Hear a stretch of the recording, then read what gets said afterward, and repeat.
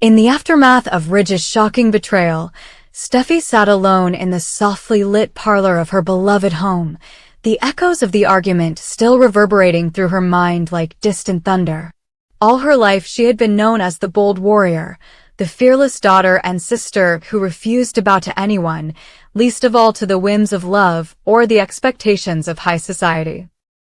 Yet now, as the realization of Ridge's infidelity pierced her heart, she felt a cracking fissure form in the armor she had built around herself. Anger flared first, hot and blinding, as she recalled the stolen moments of tenderness that Ridge had traded for clandestine meetings and whispered deceits. She had poured her soul into their marriage, every smile, every touch, every vow had been etched into her memory with the fierce conviction of someone who believed in forever. And Ridge, who once promised unwavering loyalty, had shattered that belief with a single, irrevocable act. In the early hours of dawn, Steffi found herself racing through the corridors of Spencer Publications, her heels clicking like gunshots against the marble floor, determined to confront Brooke Logan, Ridge's latest flame, face to face. Brooke sat behind her mahogany desk, as composed and unflappable as ever, the model of the powerful woman who would stop at nothing to claim what she wanted. When Steffi burst into the office, cheeks flushed with righteous fury and eyes alight with betrayal, Brooke looked up with a serene smile that only fueled Steffi's rage. "You have something to say to me, Steffi?" Brooke asked, cool as steel. Steffi advanced, her voice quivering with a mix of wrath and heartbreak. "You knew he was my husband. You knew we were building a life together. How could you?" Brooke folded her hands, her expression inscrutable. "I'm not the one who broke our marriage vows," she replied evenly. "I didn't make the promises. Ridge did." The words struck Steffi like a blow to the chest. Brooke's unwavering calm in the face of her torment felt like a challenge thrown down at her feet. But as Steffi opened her mouth to retort, her mind shifted to another, more urgent fight, a fight to protect the most important soul in her life, her beloved daughter. For all her anger, all her heartbreak, Steffi was a mother first, and everything else came second. Only hours earlier, she had received an anonymous tip, a cryptic message that hinted at a secret so explosive it could destroy everything she held dear. The secret concerned Kelly, the little girl she had raised as her own, whose true identity had long been the subject of whispers and half-truths. Some said Kelly was not Ridge's daughter at all, but the child of another man. Others hinted at a clandestine twist in her lineage involving Finn. Panic had clawed at Steffi's chest at the thought of her daughter's world being turned upside down, of the bond they shared being questioned or, worse, ripped away. "Motherhood comes before all else," she murmured to herself, steeling her resolve. In the span of a single afternoon, Steffi's furious confrontation with Brooke gave way to an even more harrowing ordeal, uncovering the truth about Kelly's paternity. With Ridge unfit to shoulder the burden of comfort or explanation, his betrayal still fresh in her mind, Steffi turned to the one person she believed she could trust, Finn. Finn, her husband's stepson and a steadfast friend in her darkest hours, had long been privy to the tangled web of secrets swirling around the Logan and Forrester clans. Yet Finn's loyalty was split down the middle, torn between his obligations to those he cared for and the demands of those who held power over him. In hushed tones in the shadowed corner of her nursery, Steffi pressed Finn for the truth. "Is Kelly biologically related to Beth?" "To this family," she whispered, her heart pounding so loud she feared Kelly might wake from her nap. Finn hesitated, guilt clouding his eyes. "There are documents," he said quietly. "Records that trace Kelly's bloodline. But you need to know, they're not straightforward. And there's a risk that digging any deeper could expose more than you bargained for." Steffi's chest tightened with dread.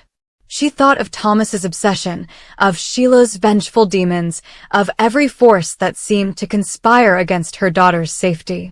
No, she would not let Kelly become collateral damage in a war she never wanted to fight. With trembling fingers, Steffi laid out her ultimatum. She would cease her vendetta against Brooke. She would walk away from the battlefield of Ridge's heart if Finn would confirm Kelly's rightful place in her life, if he would ensure that no secret could ever be used to strip her daughter of her identity or her love. Finn swallowed, his loyalty to Steffi warring with the fear of the blowback from exposing such a secret. Finally, he nodded. I'll do whatever it takes to protect Kelly. I promise. Relief and sorrow washed over Steffi in equal measure. She had surrendered her fight for Ridge's heart, acknowledging that his betrayal had rendered their marriage irrevocable. Yet in that sacrifice lay a newfound purpose, safeguarding the only family relationship that truly mattered. Hours later, Steffi drafted a letter of withdrawal. No declarations of revenge, no parting shots aimed at Ridge or Brooke. Only a solemn vow that she would retreat from the world of romantic intrigue and devote herself entirely to her daughter. Ridge found her in the sun-drenched playroom, Kelly perched on her hip, guiding a wooden horse along a track of pastel blocks. He approached hesitantly, regret etched on his handsome face. Steffi, please, he began, but she raised a hand to halt him. Steffi's eyes, though still rimmed with tears, shone with a fierce, unyielding determination. Ridge, you broke my trust in the most fundamental way. I believed we were partners, that our vows meant something real. What you did changed everything. I loved you with every fiber of my being, but I cannot and will not let my daughter's world be a casualty of your choices. Ridge's mouth opened and closed like a wounded animal's, words failing him. Instead, he reached out, brushing a loose strand of hair from Kelly's forehead. Kelly giggled, unaware of the adult drama swirling around her. Steffi pressed her cheek to her daughter's head. I'm choosing to be her mother above all else, she declared softly. I won't draw her into this war. I'll step away from the marriage, from the fight for Ridge's heart, and focus on what truly matters. With that, she turned and carried Kelly toward the foyer, each step a testament to a love stronger than betrayal. Ridge watched as they disappeared through the front door, his heart slicing in two at the sight of the only woman who had ever known him completely leaving his life, for the sake of their child. Meanwhile, Steffi confronted Brooke one last time, not with the fury of a jilted lover, but with the quiet dignity of a mother on a sacred mission. She found Brooke in the Forrester back garden, arranging white roses along a marble bench, a fitting symbol of peace and finality. Brooke turned, offering Steffi a tentative nod. I'm sorry for everything you've been through, Brooke said, her voice unguarded for once. Steffi paused, studying Brooke's face, searching for any trace of malice or satisfaction. She found none. I'm not here for apologies, Steffi replied, her tone even. I'm here to let you know that from this day forward, our conflict ends. I will protect my daughter however I must, and I hope you'll do the same. Tears glistened in Brooke's eyes as she nodded. For Kelly's sake, she whispered. On the steps of the mansion, Steffi paused to look back one last time at the sprawling estate that had witnessed so much joy and sorrow, so many victories and defeats. The warrior she once was had not vanished. Rather, her sword had been sheathed in favor of a shield far more precious. She cradled Kelly close, feeling the steady beat of her daughter's heart against her own. In that moment, Steffi knew that motherhood was her greatest battle and her truest victory. The sun dipped low in the horizon, casting long shadows across the lawn as Steffi, the once formidable combatant in the war of love and loyalty, walked into a new dawn, a mother's dawn, guided not by the fierce clamor of passion, but by the enduring, unbreakable bond between herself and her child. And so, the tale of Steffi Forrester Hayes evolved. From fearless warrior to selfless mother, a journey that deepened her soul and illuminated the one truth that would never betray her love for her child. Hope Logan stepped off the plane into the gentle drizzle of a Parisian afternoon with a turbulent heart and weary bones, the the gray sky mirroring the exhaustion that had plagued her since she'd left Los Angeles in search of something she couldn't quite name. Peace, perhaps, or the faint echo of her former self before love, loss, and betrayal had transformed her life into a whirlwind of impossible choices. She had come to visit Douglas, her dear young son, whose wide eyes and tender smile had been the beacon guiding her through endless nights of doubt. As she wound her way through the narrow cobblestone streets, clutching a small leather satchel, anticipation and dread mingled in her chest like storm clouds gathering on the horizon. Douglas awaited her at his apartment near the Marais, a cozy flat painted in soft pastel hues that she and Thomas had once furnished together. When she pushed open the heavy wooden door, she found Douglas clutching a model airplane, his face lighting up in relief and joy at the sight of his mother. She swept him into her arms, inhaling the faint scent of his shampoo and fresh bread she had baked earlier, and, for a moment, the world outside ceased to exist. But somewhere in the crowd of memories lingering in the corners of that room lay a shadow she could not evade. Thomas Forrester, the man she had loved with unwavering devotion, the man who had once promised her a future beyond their wildest dreams. Later, as she cradled coffee in a small cafe along the Seine, Douglas chattering excitedly about school and new friends, Hope found herself scanning the boulevard, half expecting to see Thomas stride into view with that familiar haunted smile. She forced herself to relax, reminding herself that Thomas had moved on, that his heart had found a home with Paris Buckingham, and that Hope, in turn, needed to forge a new life unbound from the ache of his absence. Yet fate has a way of appending the most carefully laid plans. When she turned a corner to return to Douglas's apartment, there on the steps stood Thomas in a finely tailored tuxedo, flanked by well-dressed guests and a small gathering of photographers who mistook the scene for some impromptu public announcement. He was speaking quietly to Paris, his hand resting possessively on her waist, his eyes alight with anticipation. And then, as if summoned by a secret she could no longer deny, Hope's name slipped from his lips in a gasp of astonishment. Time froze. Paris, radiant in white lace, looked at Hope with eyes that turned from curiosity to shock to fury in a single heartbeat. Douglas, who had followed Hope onto the street with a toy airplane clutched in one hand, stared wide-eyed at the unfolding tableau. Hope stood motionless, the echo of Thomas's whispered exclamation still reverberating in her ears. In that instant, the pristine illusion of Thomas and Paris's wedding shattered like glass. Guests murmured, cameras clicked. The world held its breath. Thomas stumbled backward, his composure unraveling, while Paris's perfect smile crumbled into a mask of betrayal. Hope's heart pounded so loudly she feared Douglas would hear its frantic rhythm. "Hope," Thomas said, his voice barely audible over the sudden commotion. I thought you were in L.A." Thomas," she interrupted, stepping forward despite the tremor in her legs. "I came to see my son. Nothing more." Yet Paris, eyes blazing with hurt and anger, burst into tears, her once elegant bouquet tumbling to the pavement. "You lied to me," she cried, voice cracking.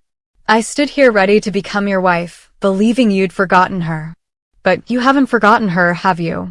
Thomas's face drained of color. He opened his mouth, then closed it, at a loss for words.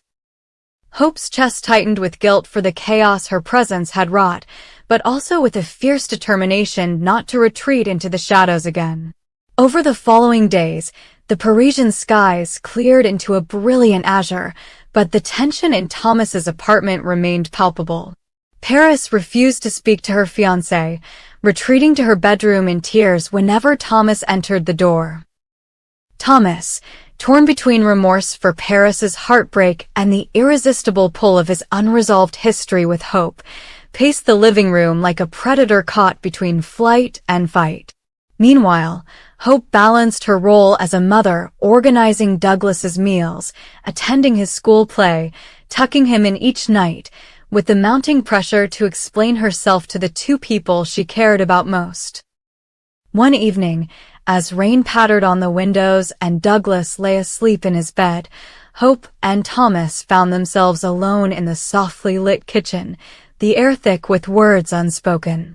Thomas poured 2 glasses of red wine and handed one to Hope, his hands shaking. "Why are you here, Hope?" he asked quietly, gaze locked on the swirling crimson liquid. "Why no?" Hope set her glass on the counter, her eyes meeting his with an intensity born of equal parts love and desperation. "I came to see Douglas," she said, voice steady. "But while I was here, I realized how much I've missed you, Thomas, not as a lover or a husband, but as my truest friend, the man who knows me better than anyone. And I thought maybe we could start over. Not erase the past, but build something new for work, for family, for us." Thomas's throat tightened. He took a hesitant sip of wine, savoring the warmth as though it could still the whirlwind inside him. "Hope, I'm supposed to marry Paris. I set the date, invited everyone, planned every detail because I believed that was what I wanted, what I needed to move on." He ran a hand through his hair, exasperation lacing his tone. "But standing at the altar without you, I don't know if I can go through with it." Hope's pulse thundered as she imagined being the cause of another person's tears. "Thomas, we can't just pick up where we left off," she said gently. "Too much has happened. But if we collaborate on Douglas's future, on the new clothing line you've been dreaming of, on the charity show you wanted to host, maybe we can find a way to bring our strengths together. We can protect what matters most and give Douglas the stable family he deserves." In that moment, Thomas stepped forward, lifting her hand to his lips. "I can't promise you anything, Hope," he murmured. "But I can't ignore what I feel." Hope allowed herself a small, hopeful smile. Outside, the wind whispered through the trees, as if urging them toward a reconciliation. Yet their fragile alliance faced a storm unlike any they had confronted before. News of Hope's proposal spread like wildfire through Paris's social circles and made its way back to Los Angeles, where Ridge and Steffy, watching from afar, wondered if this meant Thomas and Hope were rekindling their flame. Paris, realizing that Hope's presence in Thomas's life threatened more than just her wedding, decided to strike back with the only weapon she had left: public humiliation. At a glittering charity gala hosted by the Forrester Foundation, Paris took the stage to present an award, her voice trembling with indignation as she recounted her heartbreak for all to hear. "I believed in love," she declared, eyes glistening under the chandelier's glow. "I believed in commitment.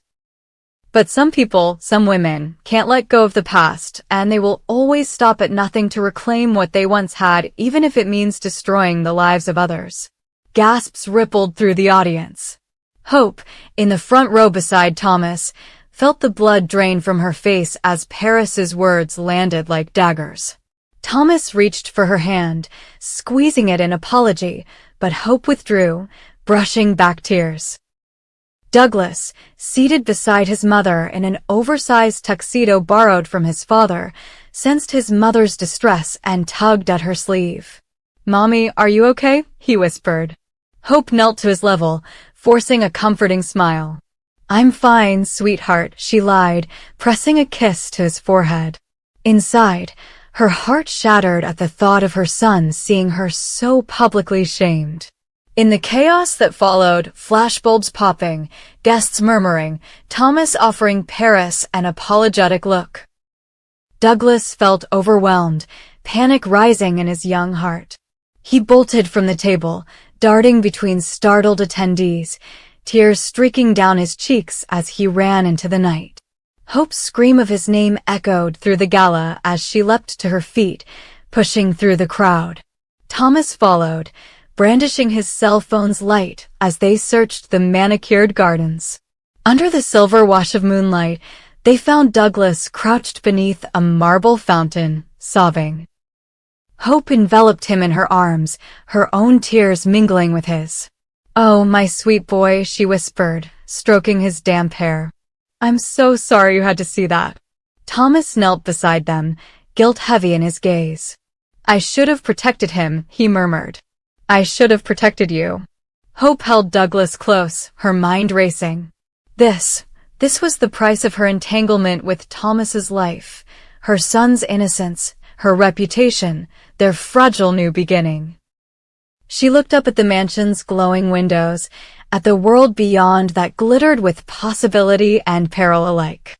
And then she realized, with a clarity that pierced her very soul, that she could not cling to Thomas any longer. Not if it meant risking Douglas's happiness, not if it meant endless cycles of heartbreak and humiliation. Hope rose, Douglas clinging to her leg, and she dusted off her skirt, summoning the composure she had taught her son to admire. Thomas rose as well, concern etched in every line of his handsome face. "Hope," he began, but she held up a hand. "No, Thomas," she said softly. "I know what I have to do." She looked down at Douglas, whose tear-streaked face stared up at her with a mixture of fear and love. "I have to stop trying to possess you," she continued, voice trembling yet resolute, "and I have to truly put my son first. If I don't, I'll lose everything that matters." Thomas reached out, as though to pull her back into his world, but she gently stepped aside. "This isn't goodbye forever," she said, "but I need to find a new definition of family that doesn't revolve around old flames. I need to protect my boy, and that means letting him, and myself, heal away from this storm." Douglas buried his face in her skirt, and Hope scooped him into her arms, kissing the top of his head. Thomas watched, sorrow and admiration warring in his eyes, as Hope guided her son through the gates of the estate, their silhouettes bathed in the soft glow of the street lamps. Paris emerged from the mansion doors, still in her gown, a look of stunned respect replacing her earlier fury. She nodded to Hope, an unspoken truce passing between them. A mother's love transcends every feud. And somewhere in the distance, the bells of a distant cathedral tolled midnight, heralding a new beginning. Hope didn't look back. She clutched Douglas close and walked into the night, the once restless warrior transformed into a protective mother, ready to build a life for her son on a foundation of truth, sacrifice, and unwavering devotion. In the hush that followed, Thomas stood alone on the marble steps, the echo of Hope's final words resonating in his mind. "Put your son first or lose everything."